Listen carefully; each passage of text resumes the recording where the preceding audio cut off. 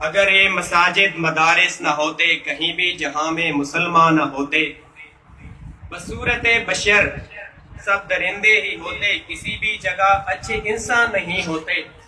اگر راہ دکھاتے نہ اہل مدارس، زمینوں میں تڑپتے سجدے نظر آتے۔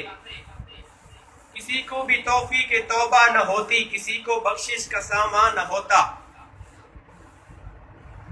انتہائی واجب الاحترام مفتی امان اللہ صاحب، مہمان گرامی، عزیز طلباء، السلام علیکم۔ آپ سب کو یوم آزادی کا دن مبارک ہو۔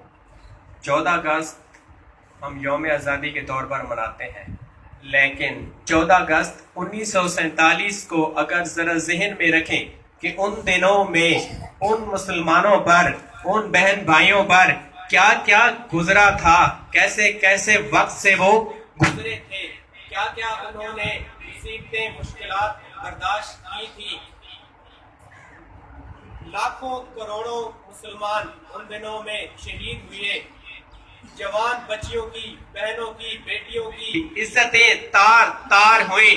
کیا آج ہم اسی پاکستان میں جی رہے ہیں جس کو ہم نے بنایا تھا، جس کا مقصد تھا اسلامی قانون، اسلام نافذ کرنا، جو بنا تو لا الہ الا اللہ محمد رسول اللہ کے نام پہ تھا، مگر اس کے بعد اس میں کیا کیا تبدیلی آئی، صرف نام ہی رہ گیا اسلامی جمہوریہ پاکستان۔ یہاں تک کہ ہم اس کوشش میں لگے ہیں کہ اس کے ساتھ سے اسلامیہ کو بھی ہٹا دیں۔ تو کیا یہ اسی لیے ملک حاصل کیا تھا؟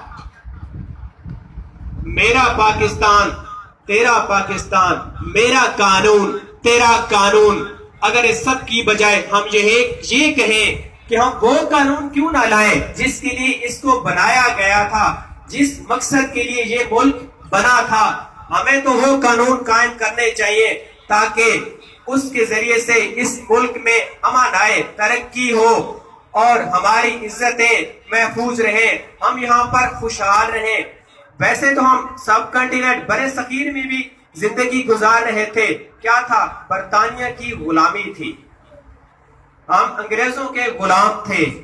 اب کیا ہوا؟ ہم اپنوں کے غلام ہو گئے ہیں، کیونکہ کچھ بڑی بڑی شخصیات وہ ان کی غلام ہے اور باقی پوری قوم ان کی غلام ہے۔